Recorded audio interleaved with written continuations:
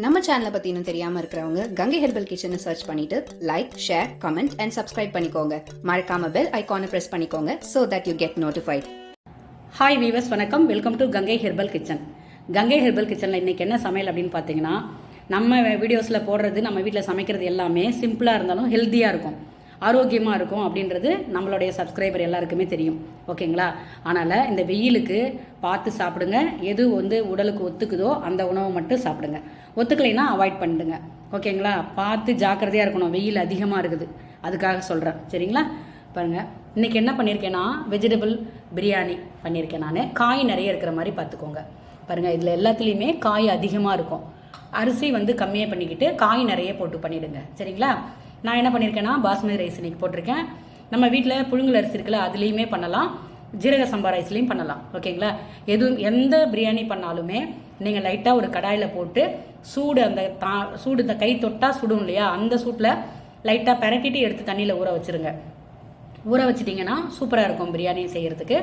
அதே மாதிரி நீங்கள் பிரியாணிலாம் நான் எப்படின்றதையும் சொல்லிடுறேன். இதில் எண்ணெய் ஊற்றி உங்களுக்கு தேவையான ஸ்பைசஸ் எல்லாமே போட்டுக்கோங்க. இஞ்சி பூண்டு பொடி பொடியாக கட் பண்ணி போட்டாலும் சரி, பேஸ்ட்டாக போட்டாலும் சரி, வெங்காயம் போட்டு வதக்கிட்டு, தக்காளி போட்டு வதக்கிட்டு, இஞ்சி பூண்டு பேஸ்ட்டை போட்டுட்டு, என்ன நீங்கள் காய் வச்சுருக்கீங்களோ எல்லா காயுமே சேர்த்துக்கோங்க.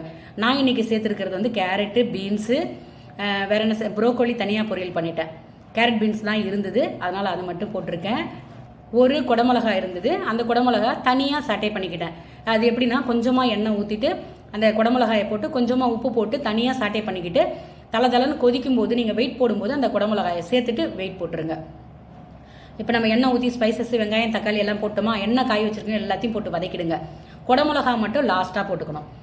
அதை நல்லா இது பண்ணிவிட்டு, அந்த உங்களுக்கு தேவையான சாம்பார் பொடியோ இல்லை கரம் மசாலாவோ இல்லைனா பிரியாணி மசாலாவோ, கடையில் இருக்கிறத தயவு செய்து போடாதீங்க, வேண்டாம். நீங்கள் வீட்டிலே ப்ரிப்பேர் பண்ணுங்கள். அது குறைன்னு இருந்தால் கூட பரவாயில்ல, போட்டுக்கோங்க. 2 பச்சை மிளகா நீட்டில் கீனி போட்டிருக்கேன். அதுக்கு தகுந்த மாதிரி காரம் போட்டுக்கிட்டேன். போட்டு அந்த எண்ணெய் பிரிஞ்சு வர நேரத்தில் நம்ம அலம்பி வச்சுருக்க பாஸ்மதி ரைஸோ, ஜீரக சம்பா ரைஸோ, இல்லை வீட்டில் வச்சுருக்க புழுங்கல் அரிசியோ போட்டு ஒரு பெரட்டிட்டு 2 நிமிஷம் வச்சுருங்க சிம்மில். அதுக்கப்புறம் தண்ணிக்கு என்ன பண்ணுங்கள், நான் 2 டம்ளர் போட்டேன்னா 3 டம்ளர் தான் தண்ணி ஊற்றினேன். நல்லா ஒரு பாத்திரத்தில் கொதிக்க வச்சுக்கோங்க. 3 டம்ளர் தண்ணி அப்படியே எடுத்து ஊற்றிட்டு கலரி விட்டு உப்பு காரம் செக் பண்ணிக்கோங்க. உப்பு பத்தலை, காரம் பத்தலைன்னா கொஞ்சம் சேர்த்துக்கோங்க. சேர்த்துட்டு மூடிட்டு 2 விசில் விடுங்க. 2 செகண்ட் சிம்மில் வச்சு அடுப்பை ஆஃப் பண்ணிவிடுங்க. அதுக்கப்புறம் பொடி பொடியாக நறுக்கினா கொத்தமல்லி தழையோ புதினாவோ சேர்த்துக்கோங்க. தாளிக்கும் போது நெய் போட்டாலும் போடலாம், கல்லெண்ணெய் போட்டாலும் போடலாம், நல்லெண்ணெய் போட்டாலும் போடலாம். அது நம்மளுடைய சௌரியம். சூப்பரான பிரியாணி ரெடி ஆகிடுங்க, வெஜிடபிள் பிரியாணி. இதிலே பன்னீர் இருந்துன்னு வச்சுக்கோங்களேன், பன்னீரை சாட்டே பண்ணிவிட்டு போட்டுடலாம். வாவ், சூப்பராக இருக்கும். இன்றைக்கி பன்னீர் வாங்கிட்டு வரல, அதனால் பண்ணலை. அதுக்கு பதில் ப்ரோக்கோலி பண்ணியாச்சு.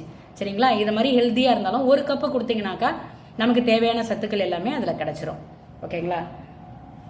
இது தயிர் பச்சடி. வீட்டில் உர ஊற்றி வச்சுருக்கேன் நான், பசும்பால். அந்த பாலில் தயிர் ஊற்றி வச்சுருந்தேன், நல்லா காய்ச்சிட்டு சூப்பராக இருந்தது தயிர். அதில் பச்சடி பண்ணேன். அதாவது நம்ம பேக்கெட்டில் தயிர் வாங்குறதுக்கும் நம்ம வீட்டில் உர ஊற்றி சாப்பிட்றதுக்கும் நிறைய வித்தியாசம் இருக்குங்க. உங்களால் முடியும், கிடைக்குது அப்படின்னும் போது தாராளமாக ஃபாலோ பண்ணி பாருங்கள். சரிங்களா? இது ப்ரோக்கோலி நீங்கள் எப்படி சாட்டே பண்ணுறீங்க அப்படின்னு நிறைய பேர் கேட்குறீங்க. நான் பண்ணுற மெத்தடை உங்கள்கிட்ட நான் ஷேர் பண்ணுறேன். தண்ணி நல்லா கொதிக்க வச்சுருங்க. அதில் ப்ரோக்கோலியை கட் பண்ணி சேர்த்துருங்க. கொஞ்சமாக உப்பு, மஞ்சள் பொடி சேர்த்துருங்க. அடுப்பை ஆஃப் பண்ணிவிடுங்க. 2 செகண்ட் மூடி வச்சுருங்க. அதுக்கப்புறம் தட்டில் எடுத்து வடிகட்டி வச்சுக்கோங்க. கொஞ்சமாக எண்ணெய் விட்டு கடுகு கொஞ்சமாக போட்டுக்கோங்க. கடுகு கொஞ்சம், ஜீரகம் கொஞ்சம், கருவேப்பிலை கொஞ்சம் போட்டுக்கோங்க. நிறைய மெத்தடில் பண்ணலாம். நான் இன்றைக்கி எப்படி பண்ணன்றதை சொல்லிடுறேன். வீட்டில் வச்சுருக்க சாம்பார் பொடி, கரம் மசாலா போட்டு உப்பு கொஞ்சம் போட்டு பரட்டிடுங்க. அப்புறம் நீங்கள் இந்த ப்ரோக்கோலி தண்ணியில் போட்டு வச்சதை எடுத்து போட்டு 2 பரட்டிட்டிங்கன்னா தண்ணி இல்லாமல் இருக்கிற மாதிரி பார்த்து ஆஃப் பண்ணிவிடுங்க. இதை அப்படியே எடுத்து சாப்பிட்லாம். ஈவினிங் ஸ்நாக்ஸாகவும் சாப்பிட்லாம், 11 மணிக்கும் சாப்பிட்லாம். பிள்ளைங்க எப்போ கேட்குறாங்களோ அப்போ இதை மாதிரி பண்ணி கொடுக்கலாம். இதையே நான் இன்னும் கொஞ்சம் நல்லா பண்ணலாம் அப்படின்னாக்கா, குருவை அரிஞ்சிட்டு நம்ம மிக்ஸ்டு வெஜிடபிள்ஸ் பொரியல் பண்ணுவோம் பாருங்கள், அதோடு சேர்த்து பொரியல் மாதிரி பண்ணி ஒரு பவுல் கொடுக்கலாம். ஓகேங்களா? ட்ரை பண்ணி பாருங்கள். உங்களுக்கு தெரியல அப்படின்னா என்ன கேளுங்க. நான் சமையலில் பொறுத்தலையிலும் எனக்கு தெரிஞ்சது நான் உங்களுக்கு சொல்லித்தரேன். நம்ம சேனலை இது வரைக்கும் பார்க்கலன்னா ஒரு முறை போய் விசிட் பண்ணி பாருங்கள். சிம்பிளாக இருந்தாலும் ஹெல்த்தியாக இருக்கும். ஆரோக்கியம் தான் சிறந்த செல்வம். இன்னொன்று நான் சொல்லிக்கிறேன், நம்ம கிளினிக் ஓப்பன் பண்ணியிருக்கோம் திருக்கோயிலூரில். டாக்டர் அவைலபிளாக இருக்காங்க. டாக்டர் பி ஓவிய பிரியா, பிஎஸ்எம்எஸ் சித்த மருத்துவர். காலையில் பார்க்குற நேரம் திருக்கோயிலூரில். அட்ரஸ் எல்லாமே கொடுத்துருக்கேன். என்னோடய ஃபோன் நம்பரும் டிஸ்கிரிப்ஷனில் கொடுத்துருக்கேன். வேணுன்றவங்க அப்பாயின்மெண்ட் வாங்கிக்கோங்க. உங்களுக்கு கவுன்சிலிங் வேணும்னாலும் என்ன டவுட்டுனாலும் கால் பண்ணி நீங்கள் கேட்டுக்கலாம். அவங்க அவைலபிளாக இருக்கிற டைமில். ஃபோன் பண்ணிட்டோம் எடுக்கலை அப்படின்னு நினைக்காதீங்க. அவங்களுக்கும் வேலை இருக்கும். 9 to 1 கண்டிப்பாக இருப்பாங்க கிளினிக்கில். அதே மாதிரி 5 to 7 இருப்பாங்க கிளினிக்கில். ஓகேங்களா? வேணுன்றவங்க ஃபோன் பண்ணி அப்பாயின்மெண்ட்டை புக் பண்ணிக்கோங்க. நேரில் வந்து பாருங்கள். ஃபோனில் வந்து அட்ரஸ்ஸு அதெல்லாம் வேணால் தெரியலன்னா கேளுங்க. சரிங்களா?